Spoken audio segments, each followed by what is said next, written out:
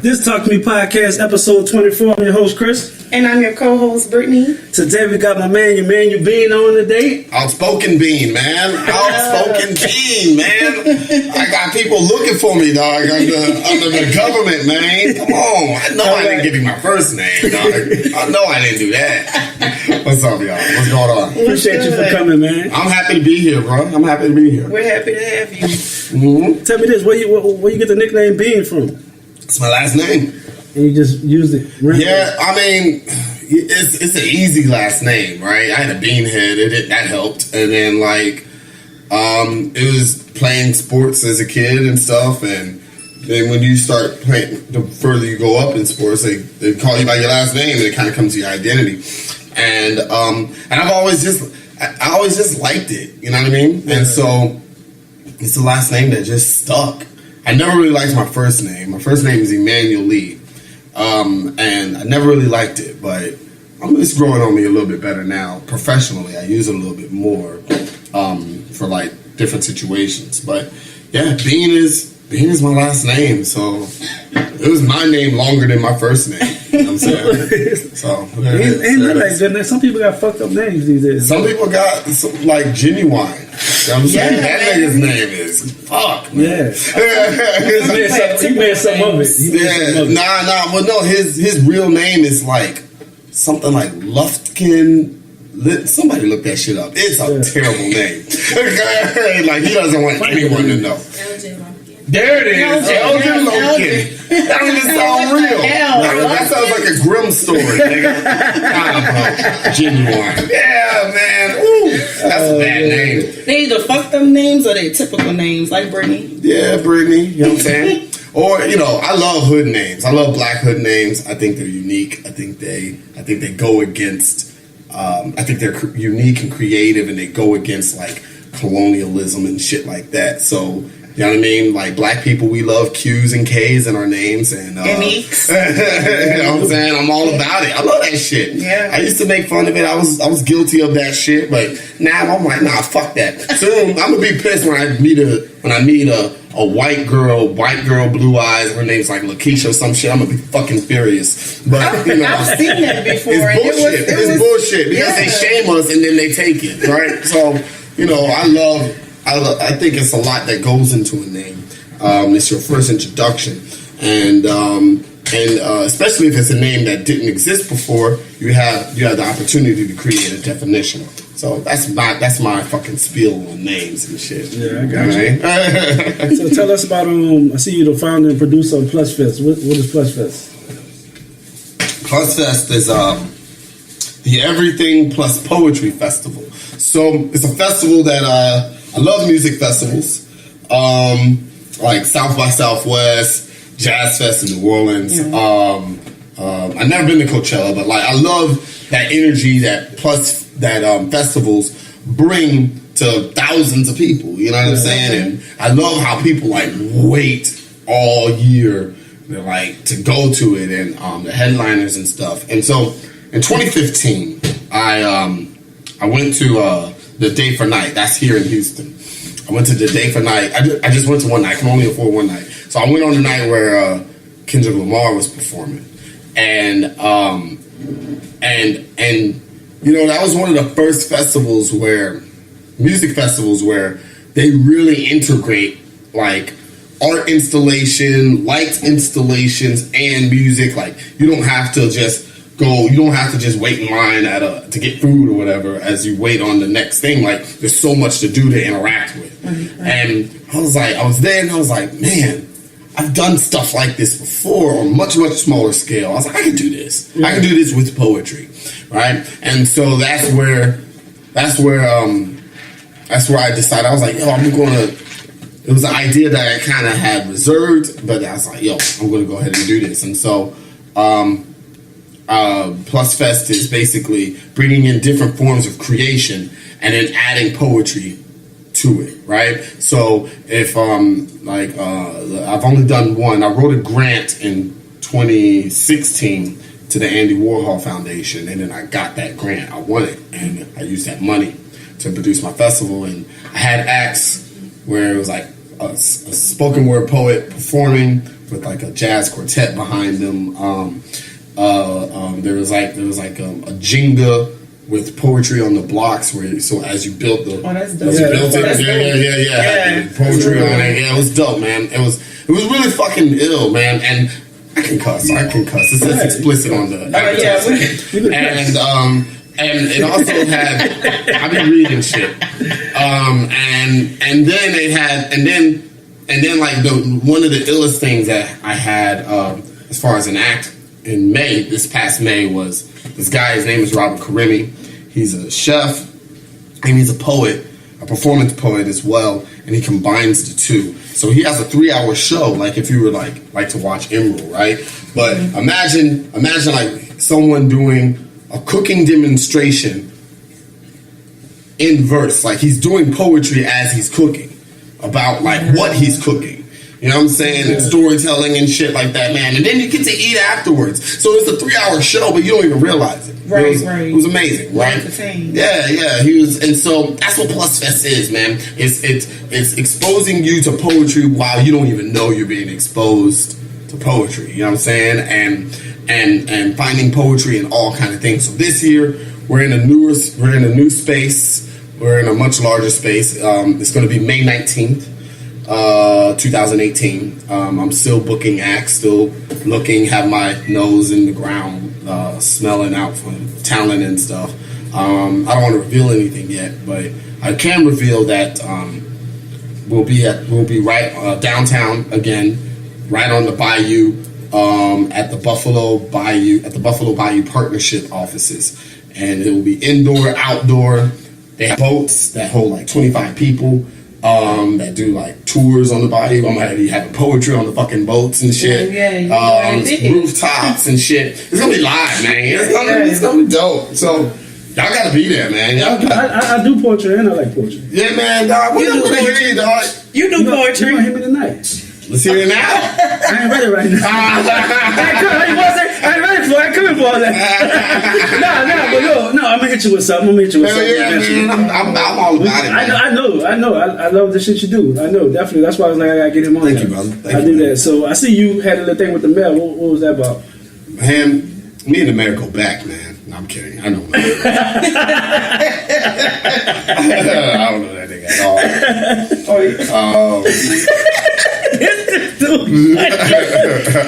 Comedian too? I've been trying. So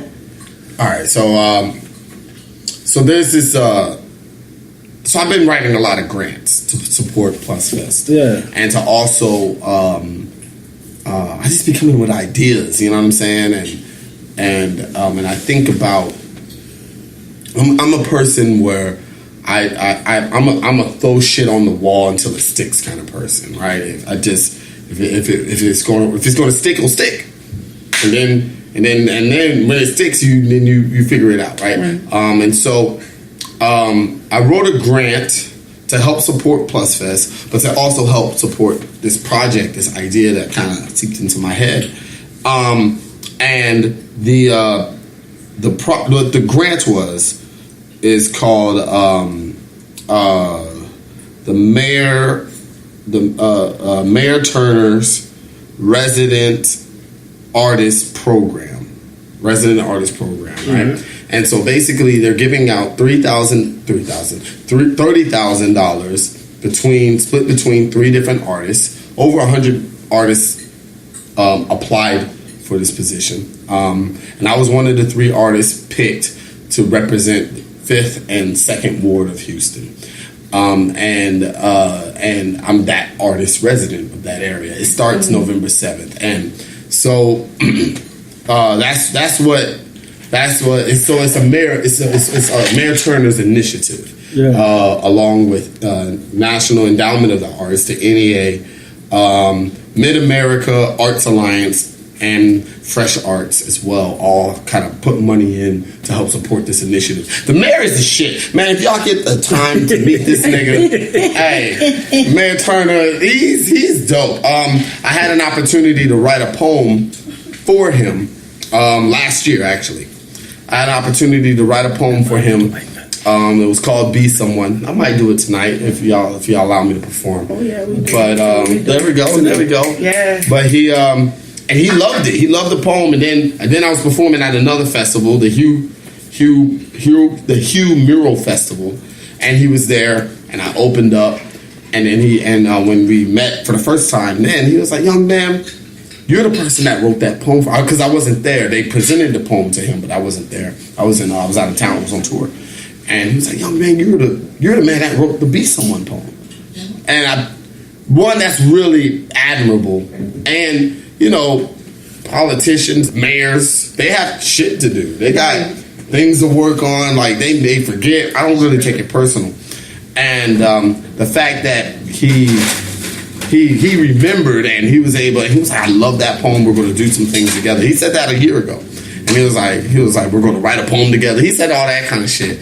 And so, a year later,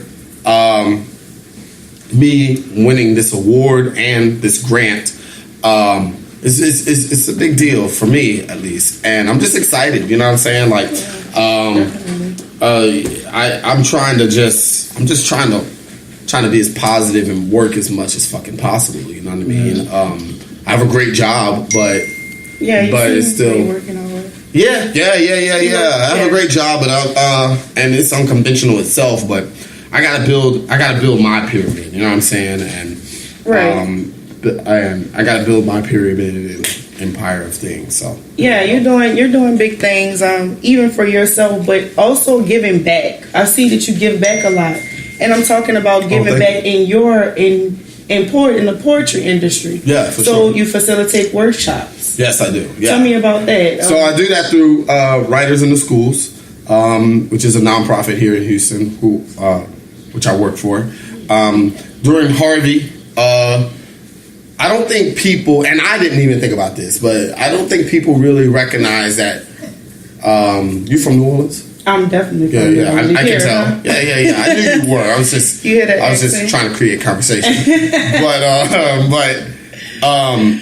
So all my family's from New Orleans. Everybody's from New Orleans. And on both sides of my family is from New Orleans. And so I have a very distant / intimate relationship with New Orleans as a city. Mm-hmm. And when Katrina happened, both of my paternal, my father's grandmother, my paternal grandmother, she caught 12 feet of water.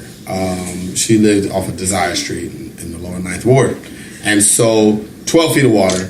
And then I saw the beams, you know what I'm saying? And then my maternal grandmother, she caught 5 feet. And I don't think either one of them really dealt with, I don't think a lot of people dealt with like the trauma of that. They just people wanted to get through it, which makes sense, right? But once we live in a society that's like, well, something bad happens, but you still gotta get it. Yeah, you know what I'm saying? Like, still gotta work. Yeah, you gotta move, right? Yeah. And so what? Over 10 years later, and I'm in a natural disaster, actually in one, and I came out fine. But the fact of the matter that I don't think I went to Writers in the Schools. We decided to do just volunteering, and I did a lot of volunteering, like physical labor. But it was touching to do volunteering where I was working with young children, small children, to help them process this trauma. Like these 3-year-olds, 5-year-olds, 10-year-olds are turning 30 right now. They're like, you know what I'm saying? Like they're turning to be adults, exactly. like at that moment. You know what I mean? And that's a lot to process. And even adults, I don't think people really took time to understand the kind of trauma that was happening. Even if you're fine, Yeah, we have happened. a lot of PTSD and it's a form, right? PTSD. Yeah, it is. It is PTSD. And they seriously said it's post-traumatic syndrome. I know a lot of people that was in New Orleans for Hurricane Harvey. They went back. They evacuated. Even when they said it was a tropical storm, they evacuated because it's PTSD. Yeah. It's a form. It's like, wait, hold on. So you telling me that a storm is coming? Y'all don't know what's gonna go. Just like Katrina, y'all don't know what's going on. See, with Katrina, so let me pack my stuff and go. Katrina was interesting because one, like my family was always at my house during hurricane season in San Antonio, where I grew up. My family was always there for a weekend because they said evacuated. Like, all right. You pack your little plastic bag, right? And then they're like, man, I ain't got to do homework. You know what I'm saying? And niggas lost everything because it was that's what they were used to. And then it happened. So when they were saying how big this was going to be, I feel people from New Orleans or even people who dealt with Rita and Ike here in Houston, because I was here for Ike. They're like, nah, fuck that. You know what I'm saying? And I didn't leave, but yo, man, hearing, I never heard water sound like that before. I never heard, you know what I'm saying? You can understand why they have PTSD. Yeah, and I didn't rest. I wasn't watching Game of Thrones or nothing. You know what I'm saying? Like I was up just fucking. I tried to watch Game of Thrones, but the fucking rain. Like I was like, yo, and then when I went and saw like how much water, and I was like, yo, and because they were saying, the weatherman was saying it was going to rain like that again. So I went out on Sunday, and I see a whole street underwater. I see a boat, a whole bayou. I see I-10. I walk to I-10, and I see motherfuckers on jet skis. The first thing that comes to my mind is, how do I get on the jet ski? That's the first thing that came to you. How can I? But and then I realized, oh shit, they're doing the jet ski on I-10. Like if it rains like this again, I'm going to be underwater. Right? It's like 10 feet walk for me. Yeah. And so that's a different kind of stress, man. And so basically, what our workshops were about, and what the workshops I'm going to be doing in fifth and second ward with this grant now, is how to creatively process what you went through. It doesn't matter if you lost everything or you kept everything. How do you creatively process and create a bayou, if you will, out of this, right? And then so through their stories and their poetry, whatever they write, I'm going to take those words and then we're going to physically. I'm hiring my boy. His name is Anthony Suber. We're going to physically build a lighthouse. We're going to physically build a lighthouse that'll be on Buffalo Bayou, hopefully on Buffalo Bayou, and they'll have their poems and their stories carved within it all the way up. It'll be like 12, 15 feet, and because lighthouses represent refuge, right? Lighthouses represent safety. Yes. Lighthouse represents. So I want it on the water. So that way people can they can see it, you know what I mean? And you have to go to the water to find even this refuge, even though it was the water that caused it. Man, Bean, you know, some good things. That's good for asking that. That was a good fucking question. I mean, seriously, because you need to know what people are doing to give back. You know, they have their passions, but if you're very passionate about doing something, you're going to help somebody else do the same thing you're trying to do. You know what I'm saying? Yeah, I try. Yeah. So I have a question. I really want to know, does the poetry draw the women? I want to know this though. Yeah, but 10 years later after it becomes more of an issue than a great thing. I'm pretty sure. Why you say 10 years later? Man, I was fucking wild at Prairie View, man. I was, you know what I'm saying? Because you started it in what, 2005? So you fuck yeah, nigga. Fuck yeah. Yeah. So I started writing. I was a kid. I started off rapping, and then it kind of morphed into doing poetry. At Prairie View, I was like the resident, using that name again. I was like the resident poet on Prairie View's campus, right? I had the open mic. I did all kind of shit, man. And like And I used it for my advantage. And I say 10 years later, I don't know, man. But I feel like to answer that question, I used.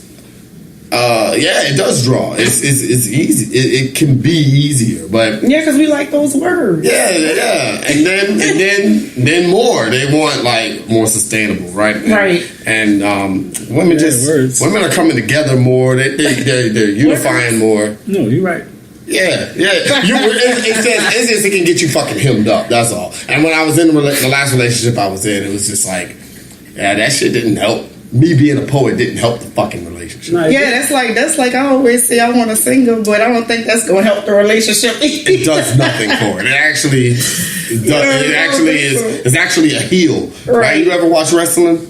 You ever watch wrestling? You ever watch wrestling? Mm-hmm. All right. So you know, like the heel. Right, the heel is like the enemy, like Stone Cold Steve Austin would be a heel, right? That's what, and it's needed, but the heel is always going to be the bad guy. It's always going to be the anti. That's what my craft.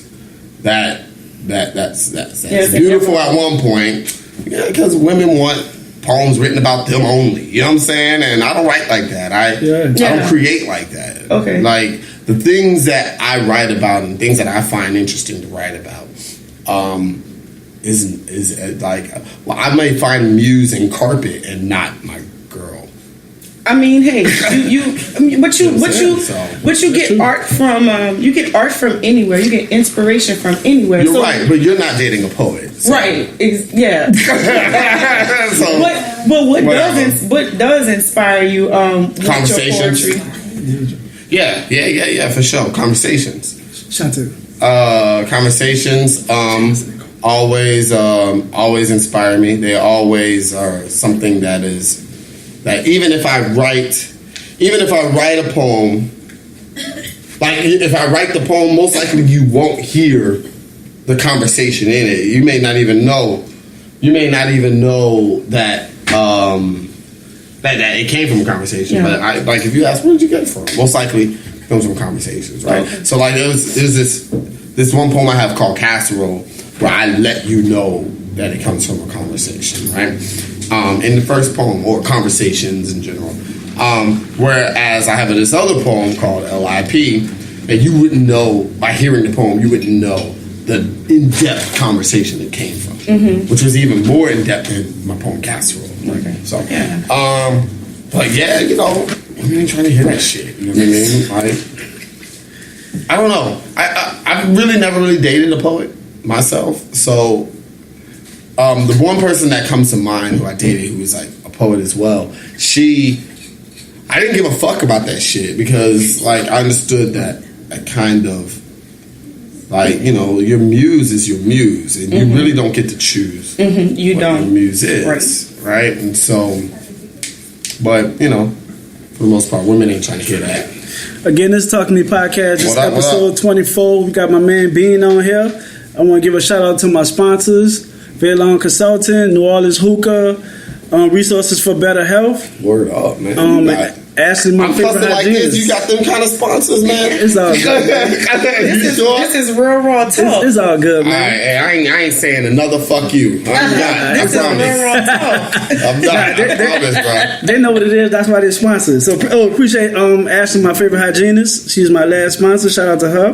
Without my sponsors, we ain't shit. So appreciate y'all. Yeah, man. I need to get some sponsors for Plus Fest. What's up, y'all? Y'all have y'all at the show and they'll put some dollars behind it. No, that's what it's all about. It's about helping one another. That's why I got you on here. God damn. We definitely want to be a Plus Fest. When the date is? May, you listening? May 19th, man. I'm gonna say he had to That's all good. Y'all, whoever's listening, at Plus Fest, I spell everything correctly.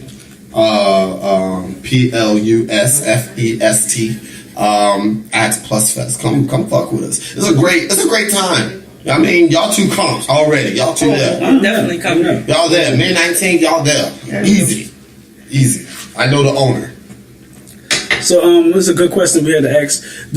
What do you mind about white people calling you a nigga? Nigga, yeah. What do you think about that? Nah, don't do it.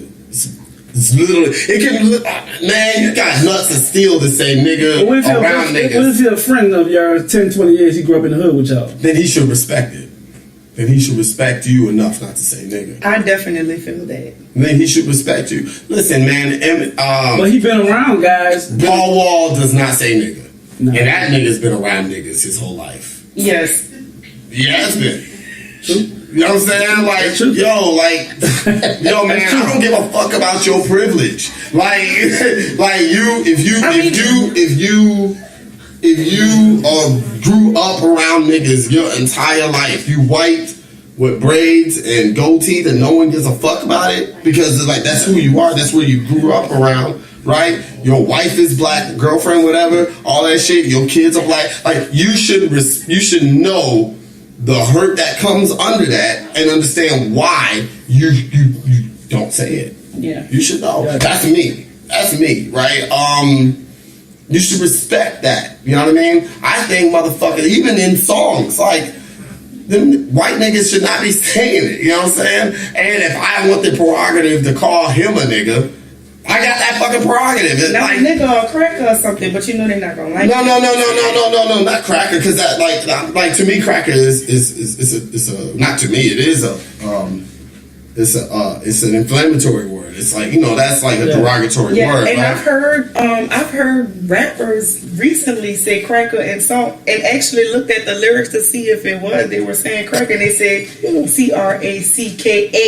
So you know, you say it's like nigga IGGA. Hey, whatever. They be hey, you know what? But listen, like white people again, like you should respect. Like the people who brought you in enough, a whole bunch to not fucking say it. Tommy don't say it. Yeah, I respect that. Tommy more nigga than Ghost. He don't say it. Not once. You right about that. You know what I'm saying? So nah. You know what I'm saying? I used to say Eminem don't say it, but there's that one song a long time ago. He said it in one song. Yeah, he said it in that one. And it's a bad song. Yeah, alright. So it's a really shitty song. Let me put that out. And I like him now. No. He was like 16. He was literally really like 16 years old. Okay. It's a really shitty song. It's not. I don't even really. Do we count it? Most people never even heard the song, and then when you hear it, it's really bad, and it's like I'm talking about like quality wise. You know when white people rap, and how black people make fun of white people rapping when they want that's how Eminem sounded at that time. Right. Okay. And then he got his ass kicked from doing the song too. Oh well, yeah, he learned his lesson. Yeah, a whole bunch of niggas you never heard ass. it. You heard him say it anymore. Source try to shame him about it, and he's been open. He's like people have brought it up to him, like try to do a get your question kind of thing with him, and he's been open up about it, and he's been open about it, and you know what I'm saying? Like I think in a sense of one, he's I'm not excusing it, so that's why I don't say like, oh yeah, he's good. You know what I'm saying? Nah, you're not. And it was way before he met Dre. He was like 16 years old, like he was 16. And so, but yeah, and then also the song is about like it's like derogatory towards black women specifically. It's a really shitty song. Like there's a lot of songs like that. Yeah, but it means something more when it's a white boy doing it. Yeah. You know what I'm saying? It definitely. Yeah. So what's one of the realest shit you ever wrote? That's what I want to ask. Like the best, the realest shit you ever wrote. You know how Tupac say the realest shit I ever wrote? Yeah, man. I have no idea. You got so much shit out there. No, it's not that I have so much shit out there, man.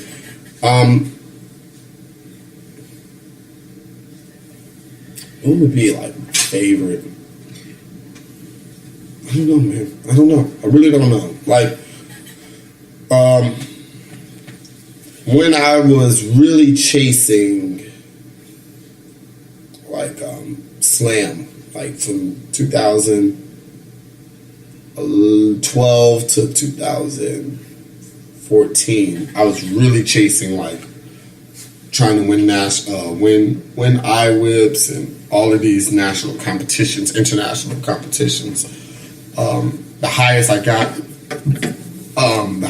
was 9th in the world, individually, as a group, 2nd place, And you know, I wrote a lot of shit in that time frame that I feel was good. But I don't even think it was my greatest either. You know what I'm saying? I was writing to placate to an audience. That's essentially what you do with slam, but with poetry slam, which is competitive.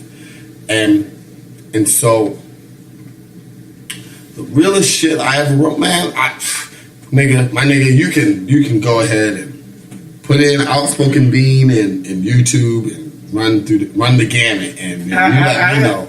You let me know. Like I think it's for the audience. Thank you. Yeah, I appreciate that. I saw some things. I think it's from the gamut of what the audience chooses to say. Sure. You know what I'm saying? Because everybody got, that's like your favorite song from Jay-Z album. You gonna have a different song. You know what I'm saying? Like Jay-Z, you know, I'm not a big, music-wise, I'm not a big Jay-Z fan, but I am a big fan of Jay-Z as far as like interviews and like mentality, right? Yeah. And one thing that he said that's interesting a while back, I don't want to say like, it was before 444 obviously was out, but he did, he took a picture of, he had all his albums and he stacked it from the best, his opinion of his best album to his worst, right? And it was like 9 of them. Mm-hmm. And the reason why Reasonable Doubt was number 1, right? Even though I think Reasonable Doubt is overrated, I don't. Seriously? That nigga is scatting. Stop it. That nigga. That shit is overrated. I liked it, but it wasn't my Yeah, but if you think about, to me, my favorite Jay-Z album, right? Again, I'm not a big Jay-Z fan, but my favorite Jay-Z album is American Gangster. That shit is incredible. You know what I'm saying? Yeah, so, you know, I'm different though. But he was like, Reasonable Doubt is up there, and Reasonable Doubt is up there because of, he was looking at it like as a milestone of what it did for his career. He has a different attachment to it, right? That Kingdom Come, which is a shitty album, but that Kingdom Come couldn't penetrate. You know what I'm saying? Yeah. That American Gangster couldn't penetrate. You know what I mean? And what's another one? Blueprint was in there, and the Black Album. Those were like the Black top Album, 3. yeah. Those are his top 3. You know what what I'm saying? And I didn't care for the Black Album. Still don't. And Blueprint grew on me. I'm a Nas fanatic. So I was not trying to fuck with Blueprint at all. Like I was like, nah, fuck this shit. So it was a little bit later. I was like, oh, all right, it's not that bad. But I could see the hype. But you know what I mean? Whereas Stillmatic was, I'm a Nas fanatic. I've been a fan of Nas. Nas was one of the first rap albums I bought. Like I had to sneak from my mom and shit. I bought it from my friend. Like I paid him to go get it. Then he got the wrong fucking album. I was pissed. I made him go. We went back to the store, exchanged it, and I was $1 short because fuck, man, it was bad. So maybe it wasn't meant to be. Maybe it was. No, I went and got it. and then the album that made me like Nas. It's crazy. The album that made me like Nas the most is arguably his worst album. Like. It's arguably his worst album, which is Nostradamus. That was the first album. I like Nostradamus. A lot of people don't like it. There's some bangers on there. You know what I'm saying? There's some bangers on there, but man, there's some trash too. Yeah. And I Am is the same way. There's some bangers on I Am, but you go straight to the songs you like. Yeah, you go straight to the songs you like, and then you change your CD. Yeah, man, because goddamn, there's some bad shit on there too. It's like, nah, stop it. Like Mr. Good Booty. It's like, who didn't stop him? Who did? Why didn't they stop him when he did that? Top 5. What's the top 5 then? MCs? Yeah. So my top 5, my 5th always rotates. Nas, Scarface, Andre 3 Stacks. Yeah. Fonte from Little Brother. I would love for Mos Def to be in my top 5, but he's not consistent. I would love for Common to be in my top 5. Not consistent. Sometimes that's good all time. Yeah, that's some good. All time or present? For me, personally. For all time. For me. All time. Okay. For me. Present. Who I like presently. Who I like right now. Man, I'm alone in this shit. I can defend it. I can defend this shit. I like Big Sean, man. I fucks with Sean heavy. Oh, yeah. You're not alone. You are not alone. Nah, I am. Nah, we are. A lot lot of people. We are. Because I be saying that, and people be like, "What?" I'm like, that means you haven't listened to his shit. Big Sean that means you haven't listened. Some lyrics. That nigga is cold. That nigga is cold. Yes. And I think that, but he's also be doing some corny shit. I'm like, yeah, he does. People be like, man, this song's corny. I was like, yeah, you're right. It is. You have to be consistent. But you gotta listen to his album. But people aren't willing to listen to album. And we don't live in an album listening culture. Right. We don't. Right? We live in a streaming. We live in a top hit streaming culture. Yep. Right? Niggas is going platinum off of one fucking song. You know what I'm saying? Like, album going platinum off of one song. Right? So, you know, yeah, man, but Sean is probably my favorite. I like when Logic's not talking about him being half white and all that shit. Like, I like Logic. I like Logic's first two projects. There's this rapper who's known through Chance. She was on Chance's project. She's been on every Chance project. Her name is No Name. I've heard of No Name. She's phenomenal. Yeah. She's incredible. She's fucking incredible. She is. Hell yeah. Oh, you man. have to listen to her, Chris. Dog, nigga, she's on Apple, whatever. She's on all that shit. Yeah. She's amazing. Since 2011, I went to the Fonte concert, the last concert he did by himself rapping. And it was dope. And there was this small girl, this small frame woman, got up, you know what I mean, bob haircut, shaved on the other side. It was colored red bangs and some Jordans. She got up on that stage, opened for Fonte, and destroyed it. And then I went, after the whole show was done, I went to her, and I asked her what, I didn't catch her name. I was like, yo, what's your name? Do you have a project? She was like, I don't have a project right now, but my name's Rhapsody. And I was like, I'm going to be a fan for life. And I have been. And Rhapsody her new project just came out probably about a month ago at this point. It's incredible. Every album she's put out has been consistent. My favorite one from her is She Got Game.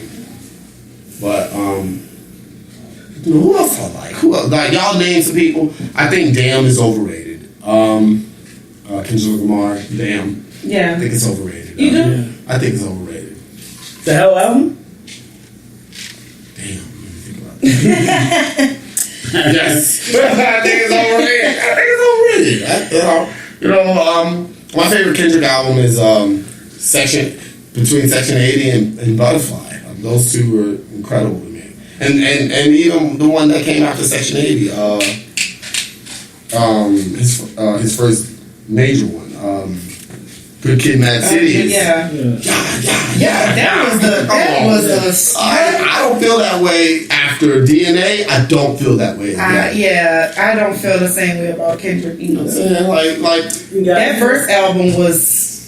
Yes, Section 8. I really felt like I was riding in that van. Yeah, right. That was good. Have you heard Section 80? No, I haven't. Oh yeah, get on Section 80. Section 8 is dope. It's the one. It was through TDE, but it wasn't a major release. Mm-hmm. It's phenomenal. It's incredible. You win them Grammys though, they start changing up, man. I don't think he changed. Honestly, I don't think he changed. I think he's been. At one point, Joe Budden was in my top 5. I'm a huge fan of Joe Budden. He was, but he tripping. Joe Budden. Yeah. But no, you know what? I can go back to Mood Music and I'm okay. Mood Music and his first album, Joe Budden, is incredible. But I don't think Kendrick is. I don't think he's sold out. I don't think he's compromised his. I don't think he's compromised his integrity as an MC, as an artist. But it's just my preference. I want rappers to rap again. You know what I mean? I'm kind of done with the singing. I'm kind of done with the harmonizing. I just want to hear you rap. I want to hear you rap. I want to hear you rap a lot. I want to hear rap. Mm-hmm. You know what I mean? And some good content. Yeah, but even if not, I would rather you rap. Even if it's not good content. Even if you know what I mean, you're trying to do anything. Like, DNA, he's rapping. That's why I like it. That's why I like it so much. You know, humble. He's rapping. Duckworthy is dope. You know what I mean? That storytelling. He's rapping. I like the songs, but it wasn't enough rapping for me. I didn't like Loyalty. I didn't like Love. I didn't like this. Fear was dope. Fear was dope. The concept of like a belt and black people whooping our children. I love that. I love that take. But as a whole, I find myself going back to Butterfly and Section 80. That's just me. I think I have heard Section 80. Section 80 is amazing. I listened to his Pandora so much that it put it in rotation for me. So I think I have Section 80 is kind of incredible. Yeah. Y'all asking some good questions. Well, we want y'all asking. Well, I don't have any questions for y'all for the later, so we can just keep talking. Well, yeah, we want to hear some of this good poetry. Yeah. Right now? Yeah, we 40 minutes in. No. 40 minutes and 45 seconds. No way. Shit, nigga. Fuck, man. Fuck, man. All right. Let me see what I got. Let me see. You got your snapping fingers, Chris? Yeah, I got my. Everybody got the. Hey, matter of fact, shout out to my audience. Shout out to Casey in here. Shout Y'all niggas ain't got a snap. Shout out to Nasia. I got my fans in here. Y'all niggas ain't got a snap. Y'all don't got a snap. Nah. Y'all ain't got a snap. We about to turn this bitch to poetry night. Yeah, come on, let's snap. I like Again, we got Outspoken Poetry in the building. This guy is amazing. Always see him at Alley Cat. Shout out to Alley Cat. Hey, always at Alley Cat. Are they a sponsor? Y'all, they need to be. Nah, I hit up Marcus. Trust me, that nigga's always there. Trust me, I'm working on it. That nigga always there looking like a customer. That nigga, like, nigga, you ain't gonna dress up at your own shit. Yeah, that's my boy. He's branded. Yeah, there you go. He's branded. He's branded? He's branded. Oh, yeah, for sure. Yeah. That's my nigga. That's my nigga. Other than him being, a TSU nigga. You know what I mean? PV all day over here. What, y'all rivals or something? Like Yeah. What? Yeah. Prairie View and TSU. Well, it's not much of a rivalry. One school has to care about the other's existence to really make it a rivalry. Yeah. But, they're cute. Yeah. It's not like a Duke, North Carolina shit like that. No. It is like that for them. It's like a Southern and Grambling. It's like a Southern and Grambling thing. Yeah. Like for that. them. For them. See, like Southern and Grambling, like they mutually respect each other to rival against each other. Prairie View and TSU. Prairie View is like the clear dominant school. it's a hard line. Someone from TSU in here? All right, cool. Because I was hoping you would be. So it's a hard line.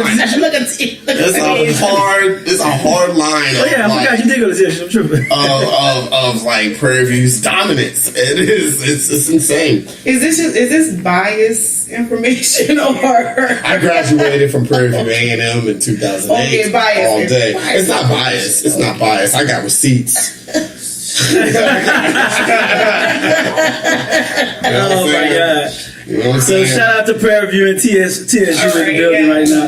Yo, man, that's really nice of you to shout them out, man. My gosh. Tearing up the competition, huh? And it don't make it no better because I got a little purple on, so I guess I'm in. Yeah, nigga, you in here, man. You good. And it was a homecoming this weekend, nigga. It was live. I was the homecoming. It was awesome, as always. Prairie View's homecoming. It's always dope. It's always fucking dope. I hadn't been in a long time. Because usually I'm touring. Usually, I'm at someone else's college performing and shit. So it was good to go. It was good to go back and to see. So I'm gonna do this poem. Let's get it. Yeah, it's called all right. So I'm gonna give y'all a choice. How about this? How about that? All right. I'm gonna give y'all two a vote. Okay. You can either hear one about casserole, right? Or you can hear this poem. It's about Simone Manuel, the young lady that won. Which poem you want to hear first? The young lady who won. The young lady who won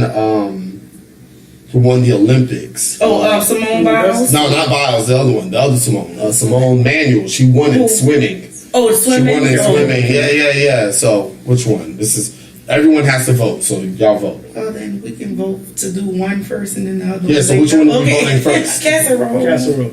Okay. Well, because we live in America and your votes really don't matter, I'm going to do. Man, it's electoral college in this bitch. That's a good. That's a good example. We're doing the tutorials for comedians around here. You know, hey, listen. I'm sorry. So this poem is called an opus for Simone Emanuel. Yo, I was really proud of that young lady when I found out she won. Because niggas, we don't fuck with water. So for her to win in water. So you're about to hear the poem. Here's what it means to me.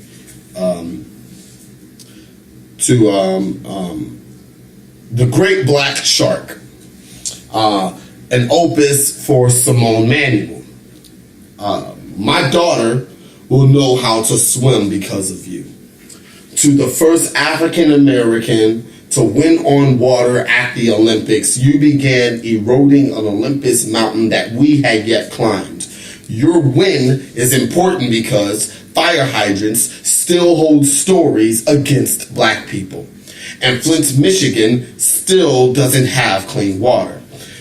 Our ancestors' cadavers were once breadcrumb trails for sharks to follow to American shores. Nat Turner was born in Tidewater, Virginia. And Emmett Till, bloated, unrecognizable to the face, was found in the Tallahatchie River. Then, 60 years later, she admitted to lying about Emmett's whistle in the first place. Maybe your veins had the buoyancy of Buffalo Bayou from whence you rain, an eliminating icon as you swam. Maybe you're just showing us that we're not just builders like beavers, but we can conquer the water as well and not give a damn, Simone.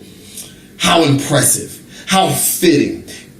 In Rio, you submitted the first draft to rewriting our middle passage. You became a reporter. Scratch that. You became a novelist. Delete. You became an editor, revising our water narrative. Every stroke became a strike. All it takes is one example to cannonball dive and wash away a stereotype. The only time someone can say, your skin's so black it's blue, is when they're watching you be a torpedo in the pool. My skin, my reaction still burns when your perm is the inside joke that other races happen to be relaxed to be inside on. That's because on land they're used to kissing our feet and eating our dust. Simone, you were the Black Sea of 2016, turning to the 2020 Black Flood. Start telling them now to eat your mud. Remind them that this is your water to wade in. They'll forget that you're the king gator of the moat. The only reason why you can't drown now is because gold doesn't float. We know about shattering speeds while breaking barriers. We know about defying gravity. It's almost like we are royalty heir to actual air. We know about our bodies being beaten, broken, but somehow not yet being broken. All summer 16,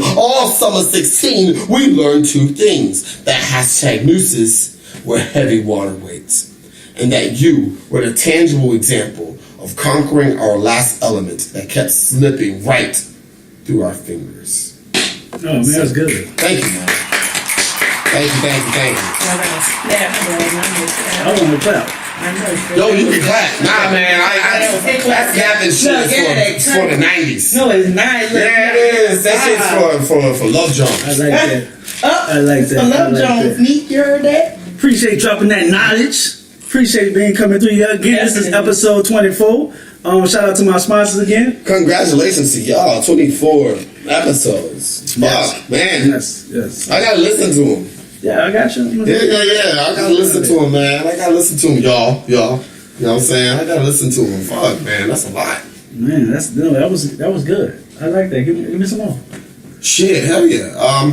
We are a species who grieves, who echoes, whose footsteps echoed in the halls, voices that vibrated our ears and hearts the same. We solace. We find commandments in being solid. We mourn in rivers, waterfalls, and slithers down our flesh contours. We sway to the wind of our beloved lost ones. The worst part, within the waiting while waiting in the moments of silence, is the silence. which isn't always worth its weight in gold. Not all grieving needs a Midas touch. Some people are so full of color they strike life into the existing. Some people are fabrics so stained that they deserve your shout. So when I'm gone, when I go, I need you to disturb my silence with a moment of noise. Grieve in a moment of riot. Mourn by looting people's eardrums while running like you stole something. What best represents me is if you're voiceless because you evicted it out of your larynx. But for some people, silence is too kind. It's too polite. It's too thank you and please. It's too everything. That noise isn't, so on my behalf, be rude. Cause a celebration where everyone is invited. Remember me smiling, give reverence with laughter. Have my eulogy be fucking hilarious. You know what? On the internet, there's a lot of material that you can find of me making mistakes. Enjoy my mistakes. I won't be able to lie about them when I am gone. What I'm telling you to do is to grieve for people accordingly. For those who are worth your chords. For those who are worthy of you conducting exclamation symphonies, like for Mike Brown, like for Robin Williams, like for my dear friend Alice Alsop, like for anyone who lived a lifetime behind soundproof walls. Give them moments of cacophonies until the shield cracks, and know that resting in peace does not define you. And it sure doesn't define me. So, on my tombstone, I want carved Emanuel Lee. Emphasis on that outspoken part. Bean was more of an LIP kind of guy, where he lived in present, lived in perspective, lived in possibility, lived in pursuit, lived in pressure by living in his pipe dream, and then taught himself to find love in people. So, invest into us loud mortals, as we will do the same. We will gladly hand you all of our chips, ready to cash out yelling when we are finally gone. All right, Bean. Ooh, shit. Y'all have to check out Bean's work on YouTube. OutspokenBeanPoetry.com. Yes. OutspokenBeanPoetry.com. All spelled correctly, because I'm not that poet. He give you this on Talk to Me podcast, so y'all pay attention and listen. I said, shout out to Eastside Guy, shout out to 504 Slim. Shout out to They should start following me, man. At Outspoken Bean, at Plus Fest. Easy. Yes, Plus Fest. That's what we definitely want to fuck. Yeah. Come through. Yeah. Shout out to my co-host Brittany coming through, showing love. Appreciate you. This has been epic. I like that, and everybody like their poet. They like that. They like it. Yeah. But word up. Everybody like it. That's dope. I like it. We can see how people react. You know what I'm saying? Nowadays, in the future, we can see how people react. You're right. It's a whole new world. Whole new world, man. Whole new world, my nigga. So you single? Yeah, I am. Super and on purpose. Super single? Oh, okay. I'm like, are you super lonely and single, or are you super lonely. single? I'm super single, but I'm not lonely. Okay. No, not at all.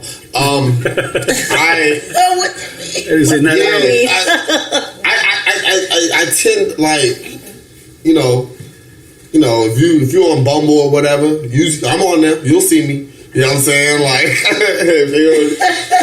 you know what I'm saying? Tinder, all the dating apps. Oh yeah, all of them. I'm on all of them. I'm from Bumble. From what I feel, Bumble is like the highest class, and I feel like the lowest is POF. I feel like POF. What is POF? Plenty of fish. Plenty of fish. Oh yeah, POF. I heard of Plenty of Fish. Oh yeah, this nigga know. So like POF is like, it's like bottom, but I'm on there too. I don't give a fuck. My nigga hit me up, called me one time. Nigga, POF going down. I was like, that's how when somebody call you and tell you it's going down, you gotta look into it. So you need to go. POF still not charging. They not charging. There was a chick I knew out here. She was talking about Plenty of Fish, but she said she got off because, I mean, the dudes were they were recycled dudes. Like, basically, that's what it is. They're all recycled dudes. They're all recycled dudes. They've been on Plenty of Fish for a long time, and that's how they get their little smashes or whatever. They smash and they go. She said that's what. Hey, listen, I was on Plenty of Fish, and one girl I hit up, and we talking, and she was like, "So how much?" I was like, I was trying to get to know you. Oh, Ooh, Yeah, straight up. Just throwing it out there. Straight up. But see, that makes you not.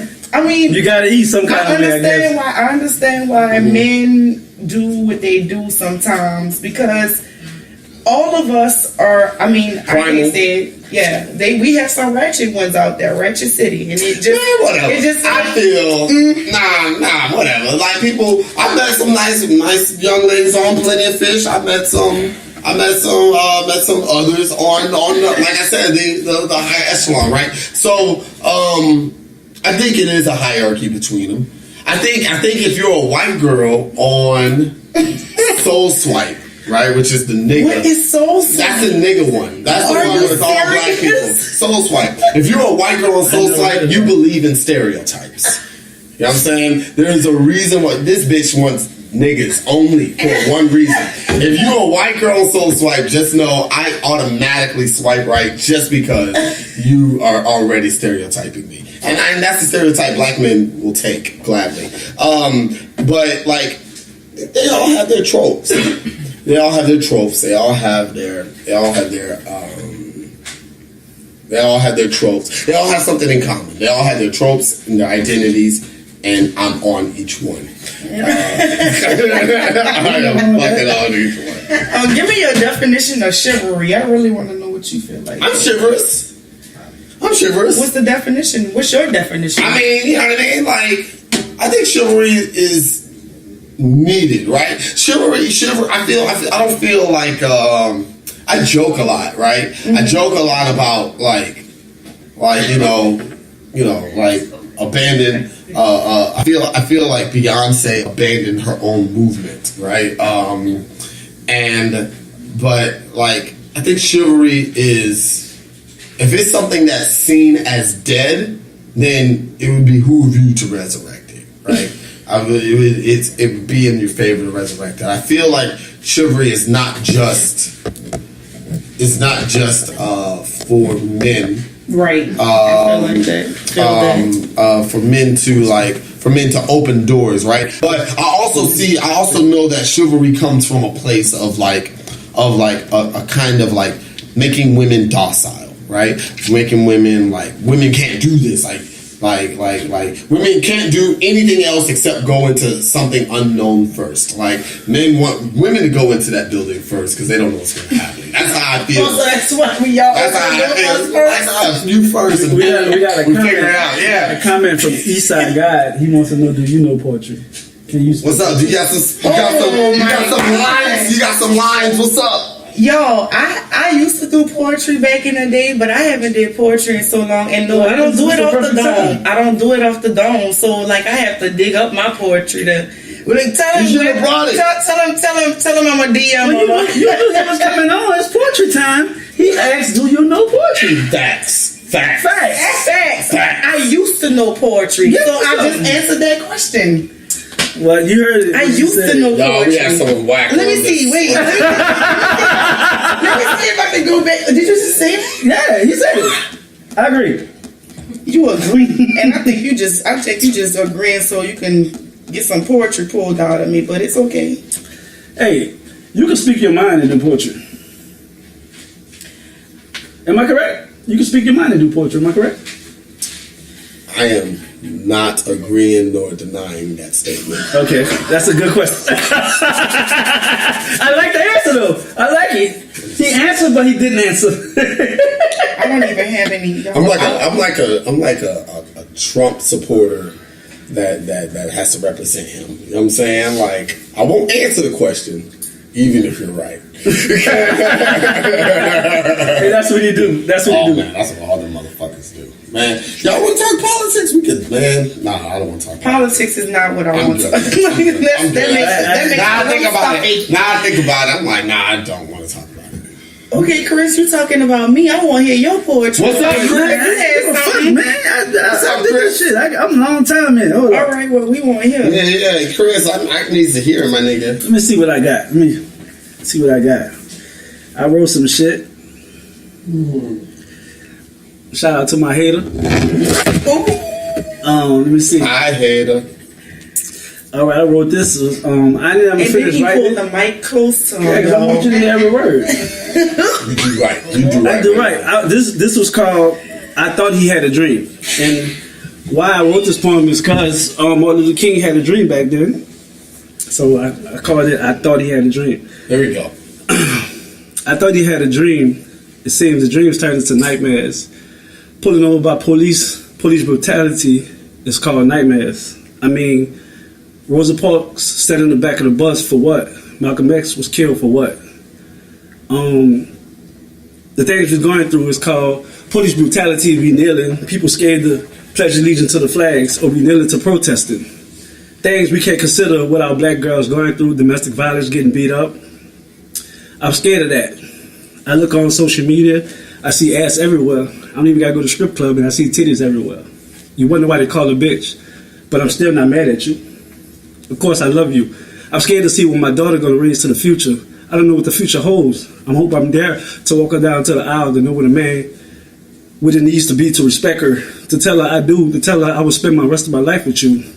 I'm hoping to be there, I hope she get that. But how can I give her that when I haven't did that? So what's right from wrong? What's wrong from right? I'm still working on my left. I don't even know my right.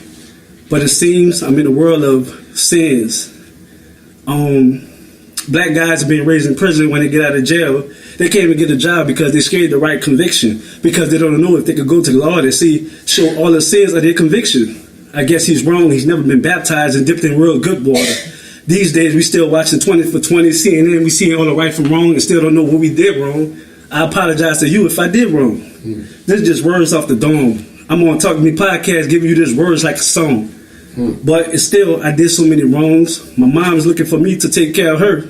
I need to get my shit together, right? Raise my kids. First we gotta crawl. First we gotta walk. First we gotta run. Then we jump, hoping we look for success. Again, I'm going through stress. Somebody died. When my city is a t-shirt on the picture. You get a second line band, then you give him 6 feet deep. Hoping your son grow up to be somebody he could be. Can you take care of your daughter? Can you feed her? Because she's looking for you. She needs love. She probably never got it from nobody, but she's looking towards you. She need a role model, not a drink from a bottle, not the last coin from a piggy bank saving to get change. We don't even got a checking account, but we trying to save all our change. I'm sorry I do pop bottles. I do wrong things, but that's just me. Shout out to everybody. This not MTV. No, we gotta clap for that one. Yeah. Man, On y'all Talk to Me podcast. This is what I'm talking about. I gave you a little something.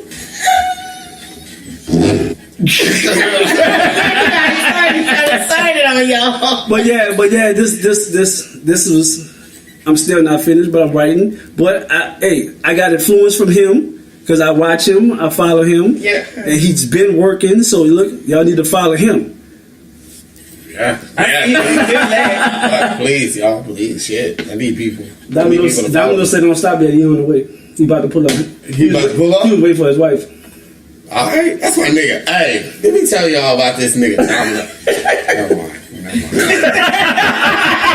That nigga Stop what you about to say. Stop what you about to say.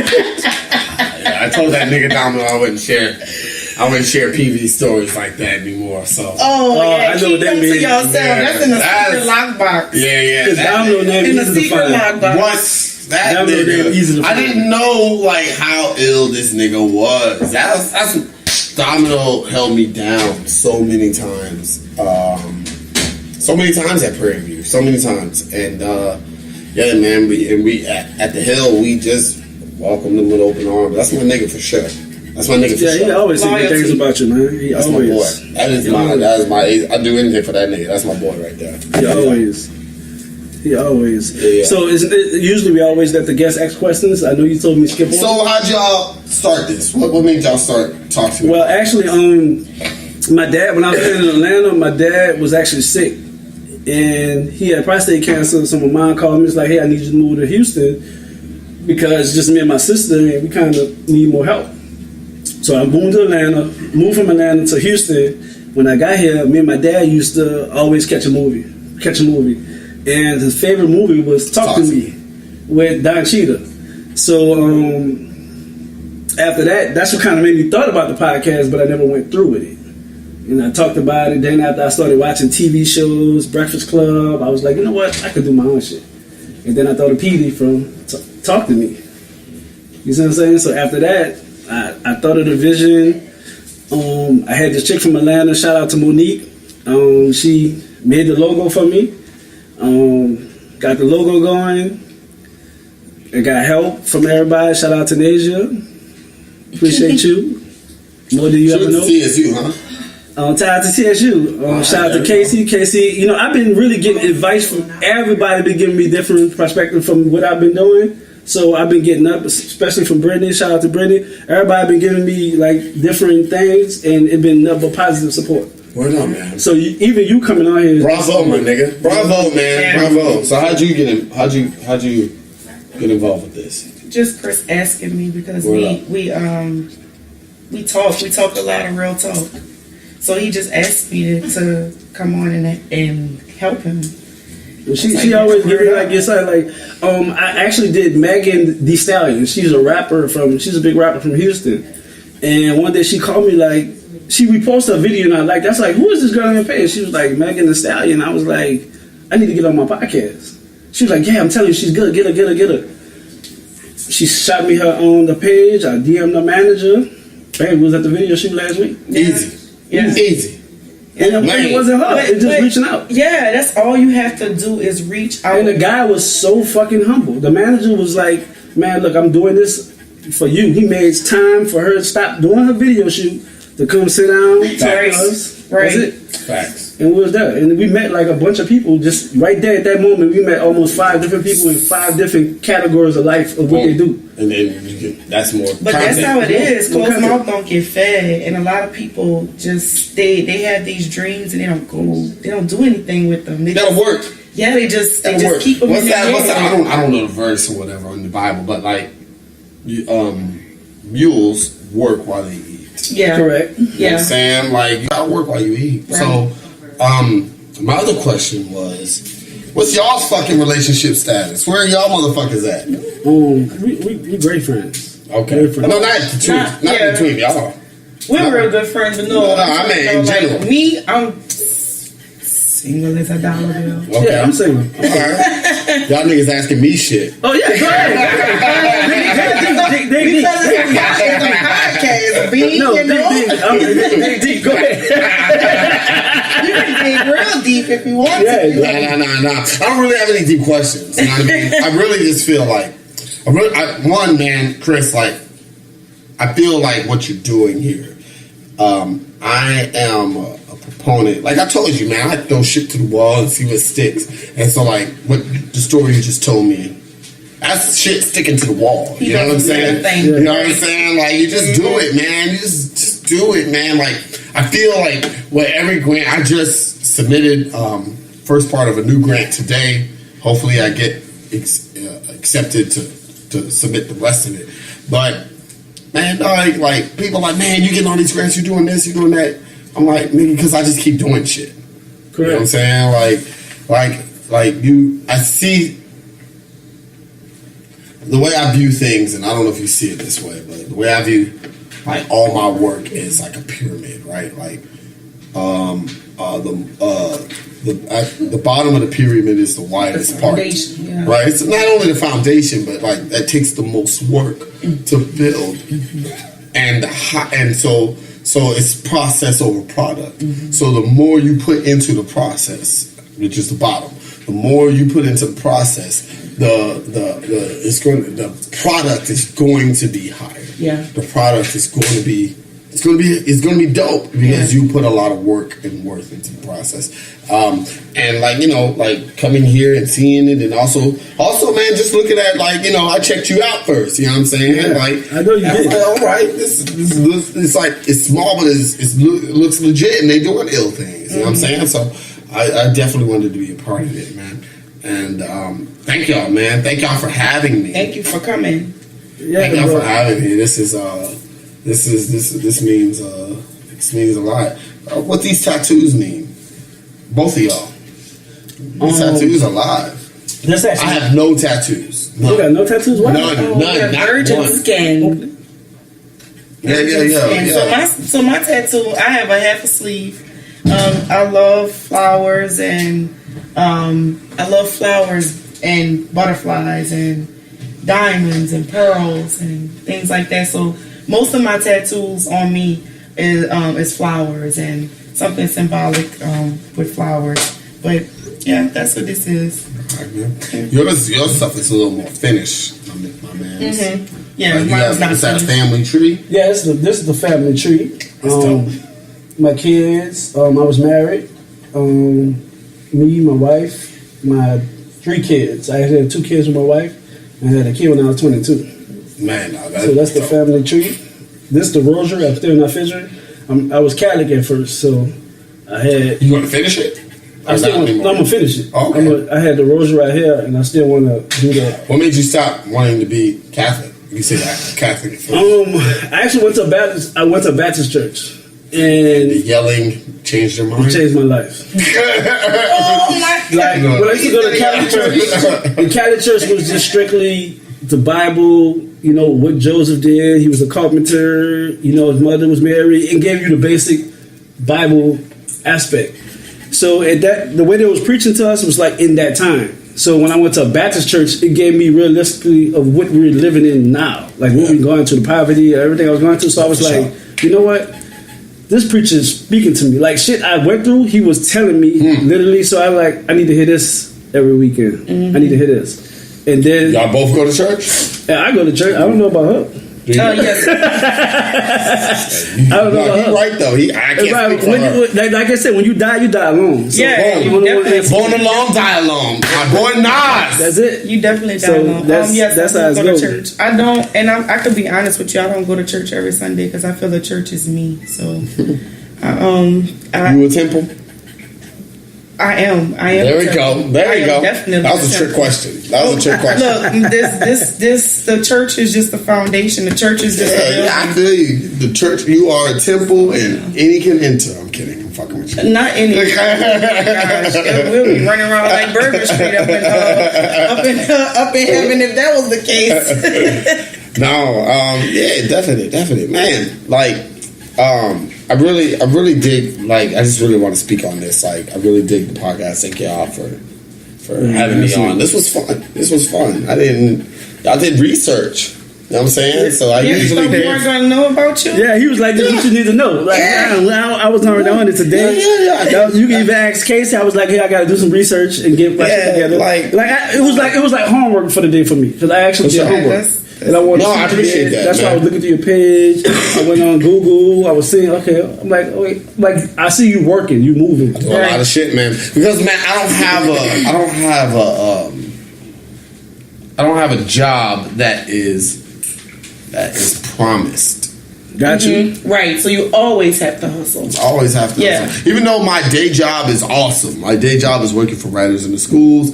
I teach poetry to kids. And that shit is dope. They send me around the country, internationally and shit like that to like do more. But like, it's not promised. It's not fucking promised. So, you know, I always have to like produce. I always have to produce, and that's. But the more you do, seem as though the more opens up for you. So this must be where you're supposed to be. I really appreciate that. That means a lot. Thank you so much, Randy. Yeah. I appreciate you. What you doing after this? Nigga, can I get some of that spaghetti? Yeah. Oh, come on. That's what I'm talking about. This not. I can say nigga. This real nigga shit. Yeah, I just cooked some spaghettis, corn with some garlic bread. And I cooked that today.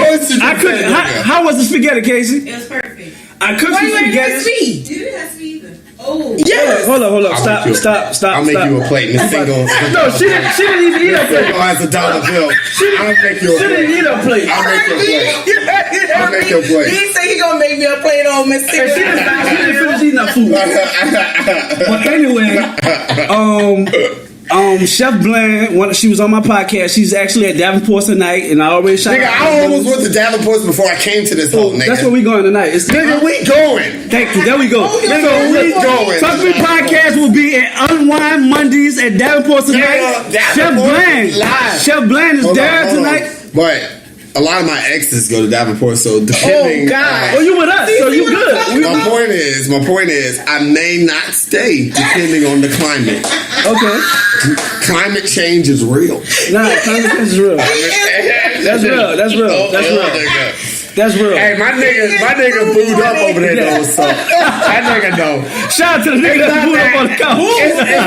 It's not that you don't want to. It's not that you're scared of your ex. It's that the climate has changed. The climate change. I be trying to tell Trump, nigga, climate change is real. Yeah, that is real. That's real. Shout out to Keno. He the promoter over there, Davenport. Unwind Miners. Yeah, nigga, we going to Davenports as long as the climate is good. I think we drinking dirty martinis tonight. Straight up. Y'all got my dirty martinis, right? Yeah. My nigga, I'm in there like swimming. I got you. Which is the domino saying. I ain't never heard that term until that nigga domino roller in there like swim well. I was like, what? Yeah, that's New Orleans term. Yeah. But see, again, like nigga, I'm New Orleans second hand. You know what I mean? All my family is from there. I'm second hand. Like my brother sounds like you. My brother literally sounds like you. Yeah. My siblings, my nieces, all of them. Yo, I have a nephew. He's AJ, right? Shout out to AJ. He's 4. And he asked me. Shout out to AJ. Shout out to AJ, right? It's my sister's birthday today. Shout out to your sister. Danielle Bean. She doesn't like her. She only goes by her maiden name because she don't want niggas to know her other one, her married name. But like, so What? Yeah, she's weird. Anyway, I mean that's not. Yeah. She's in education, so she doesn't want people. Oh, okay. She doesn't want like parents to find her and stuff like that. You know, this is real raw talk. So if you say stuff like that, it could be taken. Right, that's why I cleared it up. That's why I cleared it up. But who sang that song? Nobody know it. So my nephew, he was like, "Why you don't sound like me?" That's a legitimate question for a 4-year-old, right? Like everyone who's related to him, and that's related to him. You know what I mean? Like he knows I'm an uncle, right? My brother Terry is an uncle. I sound different. I sound different than his father. You know what I mean? And I was like, I don't live here. Like, you know what I mean? Like it's contingent on where you're from, right? And where you grow up. And I'm a military brat. I grew up all around the world. My parents both have the accent, and then when I moved to Texas, by the time I moved to Texas, I had the world accent kind of thing. Like I was real ambiguous with how I sound. So, you know, things are like that, man. But yo, Talk to Me podcast. They talk to Outspoken Bean. You know what I'm saying? Yo, look, we gonna talk again. Right? We gonna talk tonight. We about to go to Dallas. Nah, nigga, I mean on the podcast. Oh yeah, of course. Yeah, man. Every time you reach a milestone, especially right before Plus Fest, I want you to come back over. Yeah, I'm in here like swimwear for Plus Fest. Yeah. Woo, nigga. Hey, bro, nigga. When Plus Fest, I just had too much fun on this episode 24. I do want to be episode 24 was live in the bitch. Domino, he was episode 8. Episode 8, right? I'm gonna send you the link. All right. Domino, you trying to tell him ours was better than yours, nigga. I can't wait till this nigga pop the fuck up. Well, I ain't even listened yet. He coming. That nigga coming. He's loyal. He's a loyal man. But yeah, it is. But anyway, listen. Yo, I thank y'all so much. I'm really honored. I'm glad you were persistent. You know what I'm saying? I couldn't dodge you too much because you know I go there every Thursday night. I said, what's up? I'm coming on. I'm gonna let you know. I dodged you too much. I see him when next Thursday he come back. He walk past me like this. Fuck that. I'll be on Monday. Yeah, nigga. Because it was the 4th time. It was the 4th time. I was like, oh shit. Hey, at Prairie View's homecoming, I was saying what's up to niggas that I act like I knew. Yeah. I straight forgot the niggas. What's up, man? Yeah. So let me give you some context. Let me give you some context. Single as a dollar. I got you. All right. There's some context there. I used to do a poetry show at this cafe on Prairie View's campus called Jasmine's. Right. So 8+ years later, niggas see me at homecoming. They're like, Jasmine's. I'm like, yo, what's up? You know what I mean? And I'm playing it up. We talking, we chopping it up, and them niggas didn't call me Bean, they didn't call me Outspoken, they called me Jasmine. They remember the experience, right? And then, you know, they're asking me questions of things. These are niggas with dicks, right? These are niggas talking to me. And they're like, you don't remember me, do you? I was like, nigga, you don't remember me. You calling me by a place. Yeah. So I just want y'all to know y'all ain't shit. I got you. I just want y'all to know y'all ain't shit. So I got this a trivia right here. Since we're going down, it's a trivia. All right. So if you're out in a nightclub, it's 10 women in the club. It's 5 of you. Wait, what? It's 10 women in the club. It's 5 guys. Okay, there we go. So I'm with 4 other niggas. So it was 4, I thought I closed. I thought I was closed. Yeah. It's 4. It's 4. It's 5. We have 5 niggas. So I'm a little tipsy. Shout out to Veylon Consulting. Keep me wet. Pause. But listen. I said pause. But anyway. Niggas is still saying pause. I thought woke Twitter broke that shit out, man. No, it's still not. But if you say, I got you. You got me. Yeah, if you say you gotta see. Who would be your Stop it. Okay. Stop it. You don't gotta say pause. Matter of fact, no, but the niggas gotta say that shit. Matter of fact, this is how it goes. Just to let you know, you don't gotta say pause. If you trying to take, I caught that one. I definitely caught that one. She does not have to say pause around Emanuel Lee Outspoken. You went on. You went on the chat? Oh, okay. The chat went back up. Go ahead, my nigga. Yeah, go ahead, lift it back up. I had to go down. You had to go down. Not like that. Now I can say. Now can I say? Never. You said you had to go down. Never. Let us go down. I'm not stopping you from going down. Don't condone it. Okay. She's telling you, don't get cute. I'm and y'all are together. She's like, don't get cute in front of your little friend. That's what she's saying. We just keep it one. Ain't nothing like a woman going down. My nigga. Any place, anytime. Am I right? All right, and we think. Who made that song? Who made this song? I have no problem with going down on women. I have no problem. Hello. I have none. I have no problem. Let me hit the shot fire. If y'all want spontaneity, we do too. I don't mind it. Okay. Who sung the song Anytime? Oh yeah. Any place. 112. That's no, it was Janet Jackson. Janet Jackson, right? But don't act like Anywhere was not a song. Anywhere was the shit. Janet Jackson, right? Yes, Janet. Boom, boom, boom. Anytime, boom. Anywhere. That was yeah. You right. Don't act like you know all of Lil Zane's words. Yes. You know that nigga sucked down, but he killed that shit. He killed that song. They gave him no credit on the album. No credit. That's right. Nigga, that was the jam. Stop it. Don't act like you weren't jamming anywhere. Yeah. That was anywhere. That was Lil Zane. That was Lil Zane. That was 112, and Lil Zane had the last verse. And she showed no love. Yeah, that's right. I remember that cut. No love. All right, what was the question? So the question was, I didn't know that though. Nobody know that. Lil Zane at the end. That's Lil Zane rapping. That's Lil Zane. Oh, we that's can do Lil it Zane. in the background. Yeah, that's his best verse. That's that nigga's best verse he's ever done. Lil Zane, yeah, you're right. Ever done. Yes. And he got no credit. When you watch the video, it says 112. It didn't even say featuring Lil Zane. But he came in that bitch and killed that bitch. But why I thought 112 had a rapper and they That's what I'm saying. It's fucked up. It wasn't one of them. It was somebody else. Nah, it was fucked up. But he gave all the credit for the shitty stuff. Yeah, he gets all of it. So the question was, what would be your gameplay of taking her home for the night? Wait, all right. What was the scenario? So you're in a club. It's 10 women, 5 guys. All right. You see a woman you want. What would be your gameplay of taking her home? Okay, so why is there 10? So am I taking 2? I'm specific to the one woman. This is a one woman. What would be your gameplay? What would be your approach?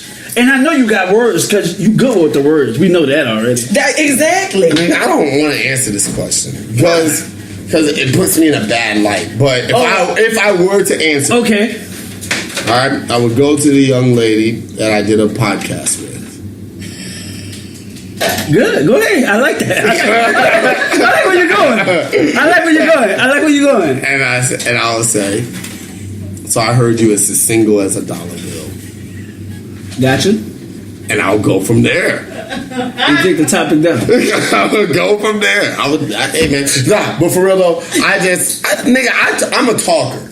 I'm a fucking talker. And so if nothing happens in conversation within, I'm a talker, but I'm also a give upper.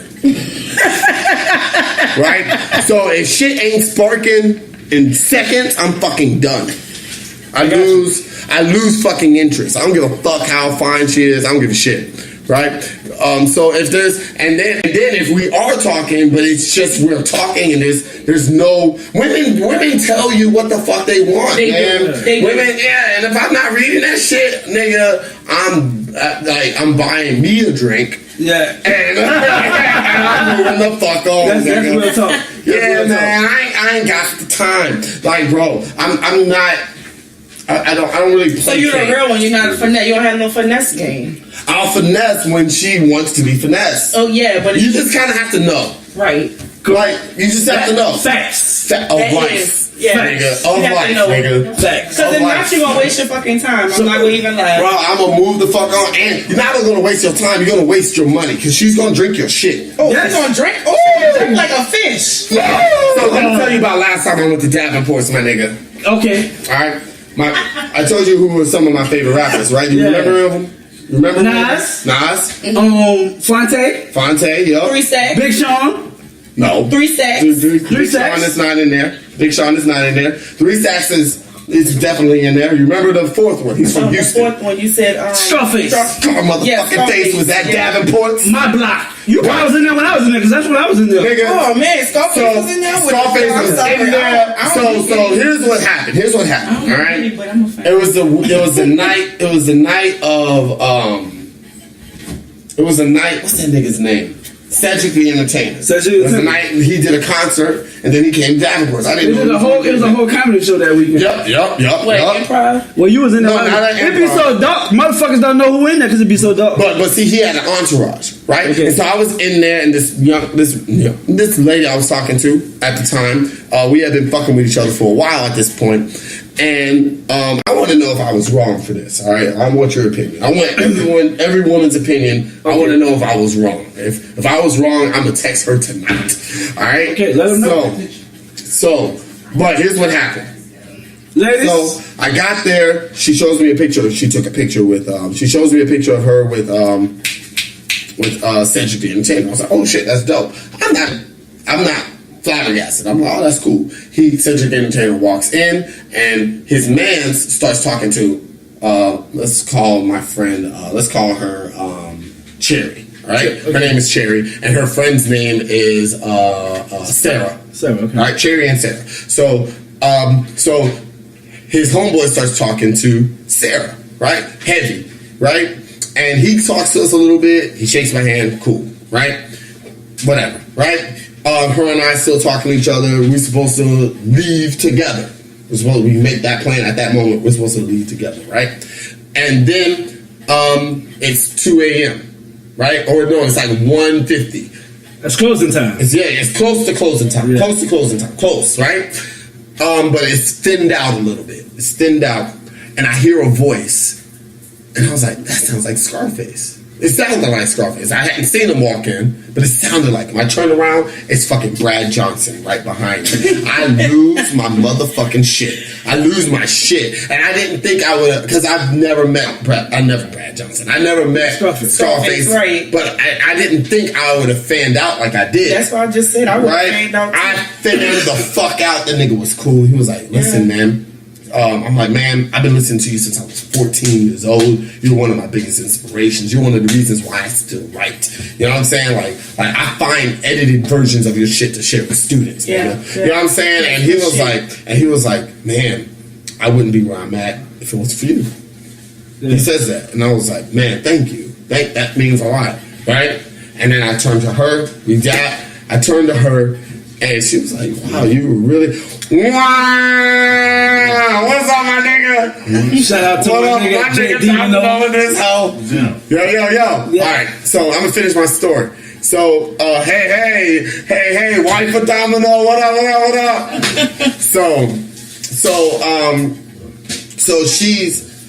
she's like, oh, you really are a fan. I was like, yo, I never met him before, and he was right there. I had to just let him know what's up. Didn't ask him for autographs, right? I wind up leaving the spot, right? Because they pushing people out.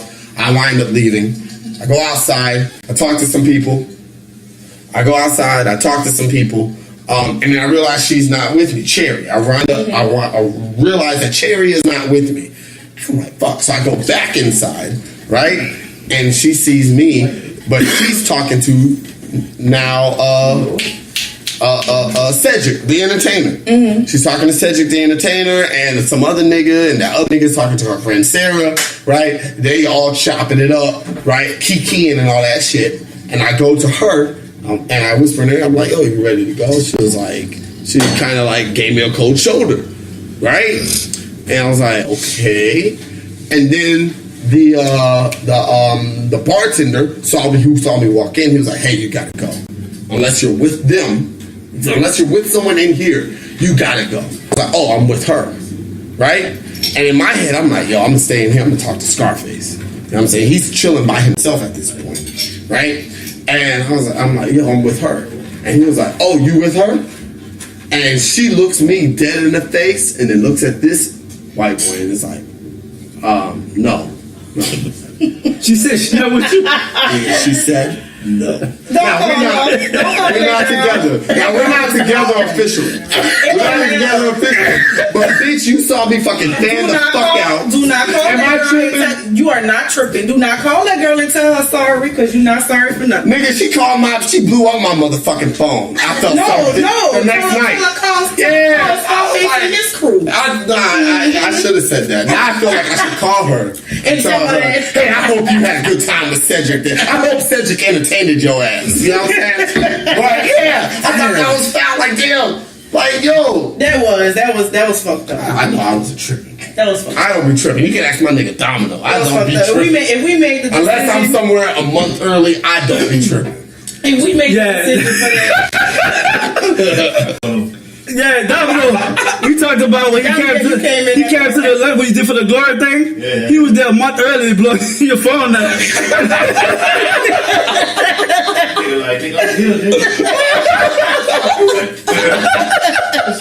Rice low. What the fuck you doing?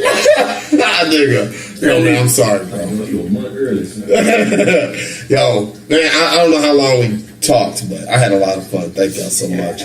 Nah, man, you actually broke the record. The record was an hour and 30 minutes. We actually an hour and 30 minutes. An hour and 30 minutes. The AKAs, they had hours and 30 minutes. Nigga, it's me by myself. You had like 40 hoes in here listening to the loop.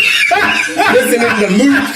thought y'all were classy. Listening to the loop and just down. Get the fuck out of here. You know what I'm saying? Oh, man. Yo, my sister's an AKA, man. We have a little Jameson sipper over here, y'all. Straight up. That's why he real raw talking too. Oh, yeah, that's so true. That is so true. I got wild as it went along. My bad, y'all. That's Jack talking and shit. All good. And James. Ain't nothing wrong with that. Oh, good. Yo, man, I'm good, man. Thank y'all so much for having me. I appreciate it. I literally will talk all night, so we can tell. Outspoken. That's the name, right? Before we close out, what up? Close out with some poetry. Another poem? Yeah, man.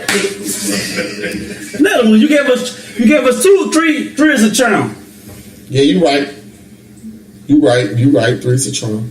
That's what they say. So this one is so y'all voted for casserole. So I'm unlike the American government. I'm gonna give y'all what y'all want. All right. This poem is called Casserole. Hopefully y'all like it. I once dated a white girl from the flyover red states of Middle America. She told me that she grew up eating casserole every single night.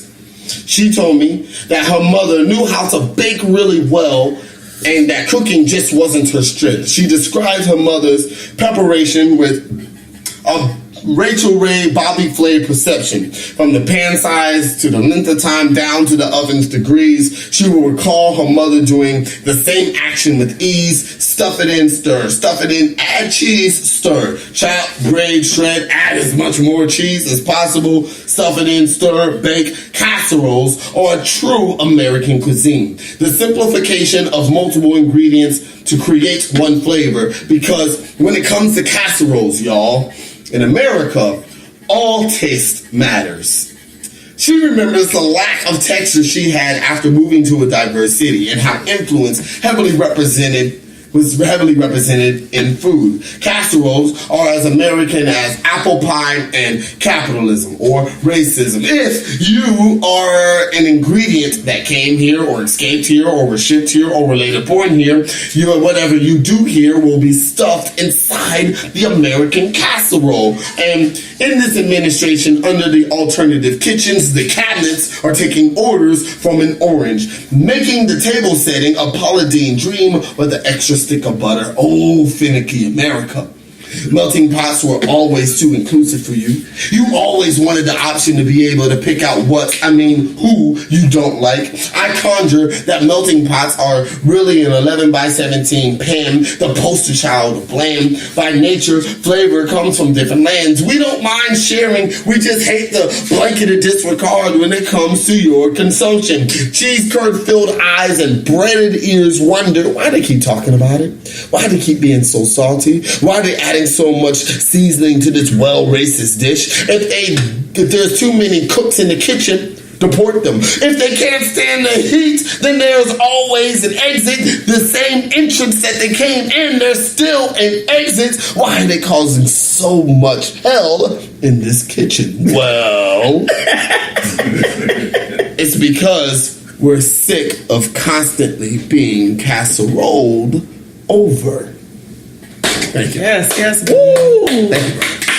Man, I appreciate my man Emanuel Lee Bean coming through. Nigga, stop saying my name, nigga. Outspoken Bean in this bitch, y'all. Outspoken Bean. I was talking too reckless to be going by the name my mother gave me. Alright, y'all. Come on. Stop it. Again, I appreciate y'all. This was episode 24. We gonna close out. Again, shout out to Emanuel Bean. You ain't shit. Yeah. Now I'm gonna see say that government name. But this is episode 24. Shout out to everybody. Domino. Go play candles. De La Paix, huh? De La Paix candles. Hey, there we go. Glory.org. Hey, that we Nas. out. That Nas. We out. Follow me on Talk to Me Podcast. Peace. Ebony Empress Gap. Celebrity Apprentice, the Devil Show. Big up to Africa. There you go. Thank Thank y'all so much. Thanks, Bean. Oh man, no problem, man.